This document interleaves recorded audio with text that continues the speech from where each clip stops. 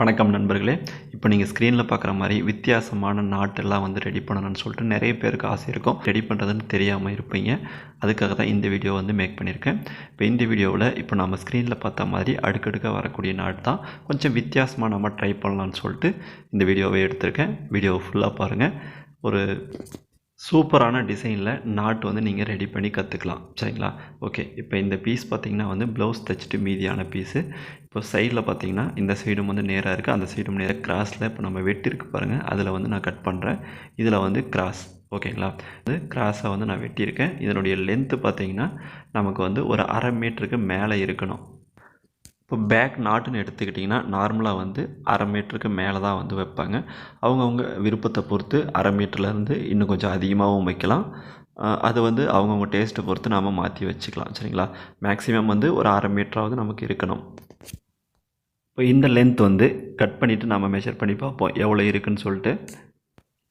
இதில் பார்த்திங்கன்னா ஒரு பீஸ் லென்த்தாக இருக்குது, ஒரு பீஸ் சின்னதாக இருக்குது. சின்னதாக இருக்கிற பீஸ் பார்த்திங்கன்னா 45 பாயிண்ட் தான் இருக்குது. 1/2 மீட்டர் முழுசாக இல்லை. அது நம்ம கிராஸில் நாம் வெட்டியிருக்கோம். அதை இழுத்து நம்ம தையல் போடும்போது நமக்கு 1/2 மீட்டர் கரெக்டாக கிடச்சிரும். சரிங்களா? இப்போ இந்த பீஸ் 1/2 மீட்டருக்கு மேலேயே இருக்குது. அடித்து திருப்பும் போது நமக்கு இன்னும் கொஞ்சம் எக்ஸ்ட்ரா வரும். நம்ம ரெண்டையுமே ஒரே நம்ம நாட் ரெடி பண்ணிக்கலாம். சரிங்களா?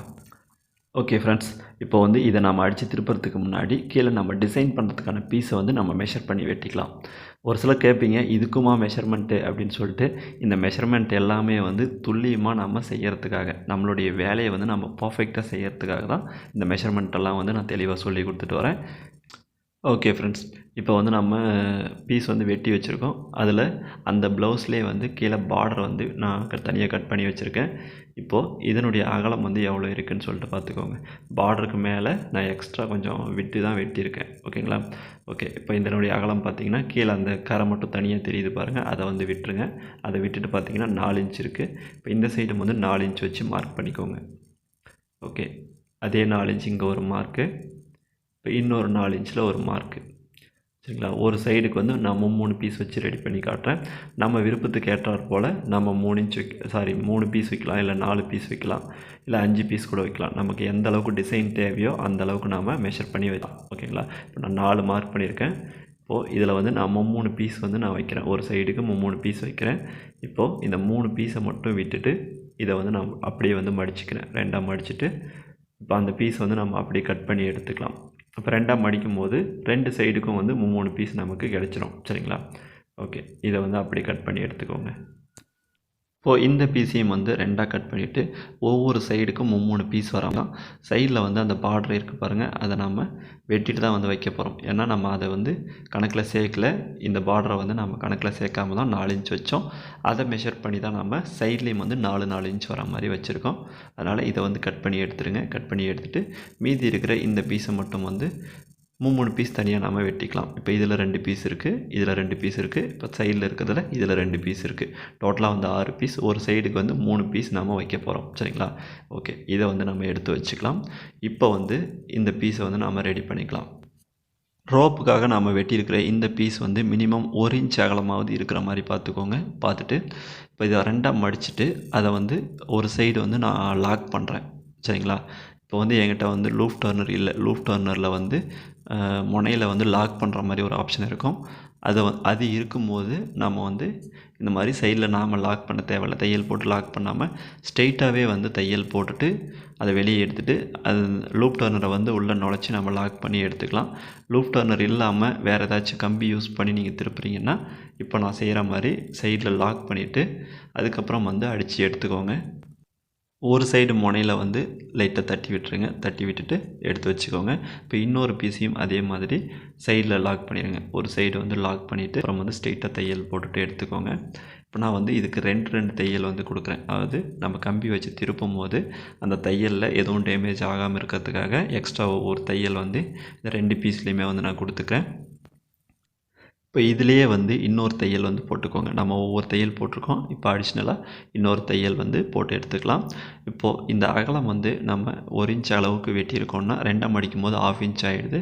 தையல் போடும்போது நம்ம ஒரு 1/4 இன்ச்சுக்கும் குறைவாக அந்த நாட்டினுடைய ரோப்னுடைய அகலம் வருது பாருங்கள், அது வந்து 4 இன்ச்சுக்கும் கொஞ்சம் குறைவாக இருக்க மாதிரி பார்த்துக்கோங்க. வெளியே இருக்கிற பீஸ் வந்து கொஞ்சம் அதிகமாக இருக்கிற மாதிரி பார்த்துக்கோங்க. சரிங்களா? சென்டர் பண்ணி 4 இன்ச் அளவில் நாம் அடித்தோம்னா ரொம்ப கொஞ்சம் தடிம மாதிரி இருக்கும். அதாவது நாட்டினுடைய அந்த ரோப் இருக்குது பாருங்கள், அந்த ரோப் வந்து கொஞ்சம் தப்பமாக தெரிகிற மாதிரி இருக்கும். 4 இன்ச்சுக்கும் குறைவாக வைக்கும்போது நமக்கு மெல்லிசாக அழகாக தெரியும். இப்போ நம்ம இந்த ரோப்பு ரெண்டையுமே வந்து திருப்பிக்கலாம். சரிங்களா? இப்போ நான் சொன்ன மாதிரி மெல்லிசா ஒரு கம்பி வச்சு தான் நான் திருப்ப போகிறேன். லூஃப் டர்னர் இல்லை. லூஃப் டர்னரில் அந்த முனையில் இருந்தது வந்து கட் ஆகிடுச்சு. அதனால் நான் வந்து அதை யூஸ் பண்ணுறதில்ல. இப்போ இந்த கம்பி வச்சு தான் நம்ம திருப்ப போகிறோம். அதனால தான் சைடில் வந்து கீழே ஒரு பக்கம் வந்து லாக் பண்ணியிருக்கோம். அப்படி இல்லாமல் லூஃப் டர்னர் வச்சு திருப்புறீங்க, லூஃப் டர்னர் இருக்குது அப்படின்னா இப்போது 2 சைடுமே வந்து ஓப்பன் ஆகிருக்கும். ஒரு சைடு நீங்கள் உள்ளே நுழைச்சிக்கோங்க, நுழைச்சிட்டு இன்னொரு சைடு நீங்கள் வெளியே எடுத்துக்கோங்க. அந்த லூஃப் டர்னருடைய இன்னொரு எண்டில் வெளியே எடுத்து லாக் பண்ணிவிட்டு கரெக்டாக வந்து லாக் பண்ணி விட்டுட்டு லைட்டாக நகர்த்தி லூஸ் பண்ணிங்கன்னா அந்த திரும்புறது வந்து நமக்கு கரெக்டாக தெரியும். சரிங்களா? அது திரும்பும் போது லைட்டாக உருவி எடுத்துட்டிங்கன்னா கரெக்டாக திரும்பி வந்துடும். இப்போ நாம் வந்து இந்த கம்பி வச்சு தான் திருப்புறோம். முனையில் அழுத்தி பிடிச்சி நீங்கள் இறக்குனீங்கன்னா ஆட்டோமேட்டிக்காக வந்து இறங்கிடும். இறங்கும் போது கரெக்டாக அந்த மாதிரி இழுத்துட்டு அந்த முனையில் வந்து நீங்கள் கரெக்டாக அட்ஜஸ்ட் பண்ணி அந்த எண்டு வரைக்கும் திரும்புகிற மாதிரி பார்த்துக்கோங்க. திருப்பி விட்டுட்டு கம்பியை எடுத்துடுங்க. எடுத்துகிட்டு இதை வந்து உருவி விட்டுக்கோங்க. நாட்டு வந்து ரொம்ப நல்லாவே வந்து மெல்லிஸாக வந்திருக்கு. சரிங்களா? அதனால தான் 4 இன்ச்சுக்கும் குறைவாக விடணும். அந்த அகலம் வந்து ரோப்னுடைய அகலம் வந்து குறைவாக இருக்கிற மாதிரி பார்த்துக்கோங்கன்னு நான் சொல்லியிருந்தேன். இப்போது இந்த பீஸ் வந்து லென்த் அதிகமாக இருக்குது. அதனால் நான் லென்த்தை கொஞ்சம் குறைச்சிட்டு தையல் போட்டு கட் பண்ணியிருக்கேன். சரிங்களா? ஓகே இதையும் வந்து அதே மாதிரி திருப்பிக்கலாம். எண்டில் நாம் லாக் பண்ணியிருக்கோம். அந்த லாக்கில் உள்ள நுழைச்சிட்டு அப்படியே வந்து தையலில் வந்து ஏற்றி திருப்பிக்கோங்க. லைட்டாக அந்த மாதிரி சேக் பண்ணிங்கனாவே வந்து நமக்கு மேலே ஏறி வந்துடும். கம்பி கொஞ்சம் மேலே ஏறி வந்துச்சுன்னா நமக்கு திருப்புறதுக்கு ஈஸியாக இருக்கும். சரிங்களா? இந்த மாதிரி தள்ளி விட்டு எடுத்துக்கோங்க. இப்போது நிறைய டைம் வந்து லூஃப் டர்னர்னு சொல்லி நான் சொல்லியிருக்கேன். அந்த லூஃப் டர்னர்னால் என்ன அப்படின்னு சொல்லிட்டு தெரியாமல் ஒரு சிலர் இருப்பீங்க. லூஃப் டர்னருங்கிறது வந்து இப்போ நம்ம யூஸ் பண்ண பாருங்கள், நாட்டு திருப்புறத்துக்கான கம்பி. அது மாதிரி தான் அந்த லூஃப் டர்னரும் வந்து ஒரு மெல்லிதான கம்பி தான். கீழே வந்து ஒரு வளையம் கொடுத்துருப்பாங்க. நம்ம கை பிடிக்கிறதுக்காக ஒரு வளையம் மாதிரி கொடுத்துருப்பாங்க. மேலே லாக் பண்ணுறதுக்கு சின்னதாக ஒரு லாக் மாதிரி கொடுத்துருப்பாங்க அந்த கம்பியில். அது வந்து நம்ம ஈஸியாக திருப்புறதுக்கு நமக்கு வசதியாக இருக்கும். சரிங்களா? அதுதான் வந்து லூஃப் டர்னர். வில்லேஜ் ஏரியாவில் வந்து கிடைக்கிறது ரொம்ப ரேர் தான். ஏன்னா நான் இருக்கிற இடத்துலையே வந்து என்னுடைய கடை இருக்கிற பிளேஸ் வந்து ஒரு அளவுக்கு சிட்டி சைடு தான். இருந்தாலும் வந்து அங்கேயே வந்து கிடைக்கல. ஏன்னா அதை பற்றின நாலேஜ் வந்து இன்னும் நிறைய பேருக்கு தெரியல. வில்லேஜ் ஏரியாவில் ஒரு சிட்டி சைடில் இப்போ சேலம், தருமபுரி இந்த மாதிரி ஒரு சிட்டி அதாவது சிட்டியாக இருக்கிற இடத்துல வந்து ஒரு சில பெரிய கடைகளில், ஹோல்சேல் கடைகளில் வந்து கண்டிப்பாக இருக்கும். சரிங்களா? நீங்கள் வாங்கி யூஸ் பண்ணி பாருங்கள். இப்போ இந்த மாதிரி திருப்பூர், கோயம்புத்தூர்னு சொல்லிட்டு இந்த மாதிரி மெயின் ஏரியாவில் பெரிய பெரிய கடைங்க இருக்கும். சரிங்களா? அந்த மாதிரி இடத்துல வந்து கிடைக்கும். வாங்கி யூஸ் பண்ணிவிட்டு எப்படி இருக்குன்னு சொல்லிட்டு நீங்கள் கமெண்ட்லாம். சரிங்களா? ஓகே இப்போ நம்ம 2 ரோப்பும் வந்து ரெடி பண்ணிட்டோம். ஒரே அளவில் வந்து நம்ம மெஷர் பண்ணி கட் பண்ணிட்டோம். ஓகே இப்போது இந்த பீஸ் வந்து நம்ம எப்படி அட்டாச் பண்ணுறதுன்னு சொல்லிட்டு பார்ப்போம். ஏற்கனவே நம்ம ஃபோட்டோஸில் பார்த்துருக்கோம். அதுலேயும் வந்து இந்த மாதிரி 2ஆக மடிச்சுட்டு இப்படி மடித்து இந்த ரோப்பை வந்து உள்ளே வச்சு நமக்கு தையல் போட்டு பண்ணியிருக்கோம். சரிங்களா? அது வந்து ஒரு மெத்தடு. இதையே வந்து கொஞ்சம் புதுசாக ட்ரை பண்ணலாம் அப்படின்னு சொல்லிட்டு தான் இந்த வீடியோவில் நான் ரெடி பண்ணியிருக்கேன். இப்போது இந்த வீடியோவில் நம்ம எப்படி செய்ய போகிறோம்னா இதை வந்து இப்படி குறுக்க மடிக்க போகிறோம். சரிங்களா? நார்மலாக வந்து இதை நேராக மடிக்க இப்படி வந்து குறுக்கு வாட்டில் மடிக்க போகிறோம். 4 சைடுமே வந்து 4 இன்ச் நாம் மெஷர் பண்ணி வச்சுருக்கோம். அதனால் கரெக்டாக எண்டு வந்து நமக்கு கரெக்டாக வந்துடும். இப்போ மேலே நாம் ஒரு எண்டை மடிச்சிருக்கோம்னா 2 சைட்லேயும் வந்து அந்த எண்டு வந்து நமக்கு நேராக வந்துடும். சரிங்களா? அதனால தான் எல்லா சைட்லேயும் வந்து 4 இன்ச் வர மாதிரி நான் கட் பண்ணியிருக்கேன். ஓகே இந்த எண்டில் வச்சு ரோப்பை இந்த மாதிரி அடிச்சுக்கோங்க. அடித்து லாக் பண்ணிவிட்டு அதுக்கப்புறம் வந்து திருப்பி தையல் போட்டுக்கோங்க. இப்போ இதில் என்ன புதுமை, நீங்கள் மடிக்கிறது மட்டும்தான் வந்து குறுக்க மடிக்கிறீங்கன்னு சொல்லுவீங்க. இன்னொரு விஷயமும் இருக்குது. இப்போ கீழே இந்த இடத்துல நீங்கள் மடிக்கும் போதும் இதை வந்து அப்படியே வந்து விடாமல் இதை வந்து கரெக்டாக அந்த சென்டர் பாயிண்டில் மடிச்சுக்கோங்க. சரிங்களா? இப்போது அந்த அகலம் இருக்குது பாருங்கள், அந்த அகலத்தை வந்து சென்டர் பண்ணிக்கோங்க. இப்போ நம்ம இதில் தையல் போடுவோம். தையல்லேருந்து இப்போ இந்த சைடு, இந்த மடிப்புலேருந்து இந்த சைடு எவ்வளோ 1 இன்ச் இருக்கா, அதே அளவுக்கு இந்த சைடும் வரணும். அதை வந்து மெஷர் பண்ணி நீங்கள் தையல் போடுங்க. சரிங்களா? அப்போது அப்படி இருக்கும்போது சென்டர் பாயிண்டில் நாட்டுக்கு நேராக வந்து சென்டர் பாயிண்டில் அடிப்பு நமக்கு தெரியும் போது பார்க்க கொஞ்சம் அட்ராக்டாக லுக்காக தெரியும். சரிங்களா? ஓகே திருப்பிட்டு நான் காட்டுறேன் பாருங்கள். ஓகே இந்த பிசுரெல்லாம் வந்து லைட்டாக தட்டி விட்டுட்டு திருப்பிக்கோங்க. இப்போ திருப்பும் போதுமே வந்து ஒரு விஷயம் நீங்கள் சரியாக நோட் பண்ணுங்கள். இப்போ 2 பீஸை வந்து ஒன்றா சேர்த்து மடிச்சிருக்கோம். அதில் சிங்கிள் பீஸை மட்டும் இந்த மாதிரி உருவிக்கோங்க. சிங்கிள் பீஸை மட்டும் இந்த மாதிரி தனியாக பிரித்து திருப்பி விட்டுக்கோங்க. திருப்பி விட்டுட்டு அதுக்கப்புறம் வந்து முழுசாக ஓப்பன் பண்ணி திருப்பிக்கோங்க. ஓகே, விட்டு பாருங்கள். நாட்டினுடைய சென்டர் பாயிண்டில் கரெக்டாக நமக்கு அந்த வளைவு வந்து வந்திருக்கு. ஓகேங்களா, அந்த சென்டர் பாயிண்ட்டை வந்தும் நம்ம மிஸ் பண்ணாமல் பண்ணோம்னா வந்து பார்க்க நமக்கு லுக்காக அழகாக தெரியும். அடுத்து இன்னொரு பீஸ் நான் ரெடி பண்ணும்போது இன்னும் தெளிவாக உங்களுக்கு புரிஞ்சிடும். அடுத்து இன்னொரு பீஸ் வந்து நம்ம ரெடி பண்ணி காட்டுறேன் பாருங்கள். இப்போ இன்னொரு ரோப்பை எடுத்துக்கோங்க. இப்போ அதில் நம்ம மடித்த மாதிரி தான் இன்னொரு பீஸ் எடுத்துகிட்டு இந்த மாதிரி குறுக்கு வாட்டில் மடிங்க. ஓகேங்களா, ஓகே. இந்த குறுக்கு வாட்டில் மடிக்கும் போது அந்த எண்டெல்லாம் வந்து கரெக்டாக இருக்க மாதிரி பார்த்துக்கோங்க. இப்போது இந்த பீஸில் இந்த முனையில் வந்து கரெக்டாக வச்சுக்கோங்க. இந்த முனையில் வச்சுட்டு அப்படியே என்னால் மடித்து ஸ்டிச் பண்ண முடியல அப்படின்னா இப்போ இந்த இடத்துல வந்து சின்னதாக ஒரு ரஃப் அடிச்சுக்கோங்க. சிங்கிளாக வந்து இந்த மாதிரி வச்சுட்டு சின்னதாக ஒரு ரஃப் அடித்து விட்டுருவோங்க. இந்த மாதிரி ரஃப் அடித்து விட்டுட்டு அதுக்கப்புறம் வந்து இந்த பீஸை வந்து கரெக்டாக மடிச்சுக்கோங்க. அந்த ரோப் வந்து கரெக்டாக ஒட்டி வர மாதிரி, சரிங்களா, அதை வந்து கரெக்டாக பார்த்துக்கோங்க. அந்த ரோப் ஒட்டி வர மாதிரி வச்சுட்டு இதில் இன்னொரு தையல் லைட்டாக வந்து அந்த இடத்துல ரஃப் அடிச்சுட்டு அப்படியே வந்து ஊசியை இறக்கி நிறுத்தி இந்த மாதிரி திருப்பிக்கோங்க. திருப்பிட்டு இந்த எண்டில் மடிக்கும் போது நான் சொன்ன மாதிரி அந்த சென்டர் பாயிண்ட்டு கரெக்டாக மேட்ச் பண்ணிக்கோங்க. கரெக்டாக அந்த சென்டர் பாயிண்டில் மடிப்பு வர மாதிரி மடித்து தையல் போட்டு வெளியே எடுத்துக்கோங்க. இப்போ அடிச்சிட்ட பிறகு இப்போ திருப்பும் போதும் பாருங்கள், அதை கரெக்டாக வந்து நான் சொல்கிறேன். இந்த முனையிலிருந்து இந்த 2 அளவும் வந்து ஒன்றா வர மாதிரி இதை சென்டர் பண்ணிக்கோங்க. சரிங்களா, ஓகே. இப்போ அந்த பீஸில் தட்டிட்டு இப்போது மறுபடியும் வந்து அதை திருப்பி விட்டுக்கோங்க. இப்போ இதை திருப்பும் போது கரெக்டாக நோட் பண்ணிக்கோங்க. இந்த முனையிலிருந்து இந்த அளவு வந்து கரெக்டாக இருக்கிற மாதிரி வச்சுட்டு அதுக்கப்புறம் வந்து இந்த சென்டர் பாயிண்ட்டை கரெக்டாக பார்த்துக்கோங்க. இப்போது இதை வந்து சிங்கிள் பீஸை வந்து பிடிச்சி இழுத்துக்கோங்க. 2 நம்ம மடிச்சிருக்கோம்ல, அதிலேருந்து சிங்கிள் பீஸை மட்டும் இந்த மாதிரி திருப்பி விட்டுக்கோங்க. திருப்பி விட்டுட்டு அதுக்கப்புறம் வந்து நாட்டை பிடிச்சி இழுத்து மேலே வந்து திருப்பிடுங்க. ஓகேங்களா, ஓகே. இந்த மாதிரி திருப்பி பாருங்கள், கரெக்டாக அழகாக இருக்கும். ஓகே ஃப்ரெண்ட்ஸ், இப்போ நம்ம ஒவ்வொரு பீஸ் வந்து ரெடி பண்ணிட்டோம். இப்போ இன்னும் 2 பீஸ் வந்து 2 நாட்லேயும் வந்து ரெடி பண்ணணும். அதுக்கும் வந்து ஒரு சின்ன மெஷர்மெண்ட் இருக்குது, அதுபடி நாம் வச்சுக்கலாம். ஓகேங்களா, ஓகே. இப்போது இந்த அளவு எவ்வளோ இருக்குதுன்னு பாருங்கள். இந்த லென்த் வந்து எவ்வளோ இருக்குதுன்னு பாருங்கள். இதில் வந்து 2.5 இன்ச் இருக்குது. இதுக்கு மேலே வந்து அதே 2.5 இன்ச் வச்சு மார்க் பண்ணிக்கோங்க.